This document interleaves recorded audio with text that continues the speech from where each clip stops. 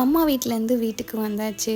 எப்படி தான் இந்த 1 வீக் போச்சுன்னு எனக்கு தெரியல. ஸோ எப்பவும் போல் ரொட்டீன் ஸ்டார்ட் ஆகிடுச்சு. மார்னிங் வந்ததுமே பார்த்தீங்கன்னா சினமன் வாட்டர் தான் ரெடி பண்ணேன். எப்போவுமே வெயிட் லாஸ்க்கு வந்து சினமன் வாட்டர் தான் எடுத்துகிட்ருக்கேன். ரொம்பவே நல்லது, நீங்களும் ட்ரை பண்ணி பாருங்கள். லஞ்சுக்கு வந்து கோவில் புளியோதரை தான் ட்ரை பண்ணேன். ரொம்ப சூப்பராக இருந்துச்சு.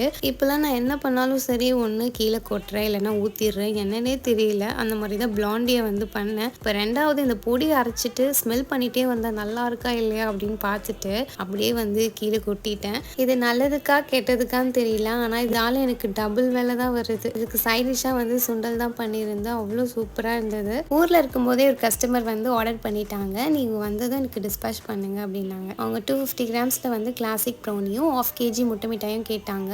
ஆல்ரெடி நான் பேக் பண்ணி வச்சுருந்தேன் ஆறட்டோன்ட்டு. அதுக்கப்புறம் கட் பண்ணி பேக் பண்ணி டிஸ்பேச் பண்ணிட்டேன். போன மந்த் ஆஃபர் போடாதனால இந்த மந்த் வந்து நிறைய ஆஃபர்ஸ் போடலான் இருக்கேன். மிஸ் பண்ணாதீங்க. பாய்.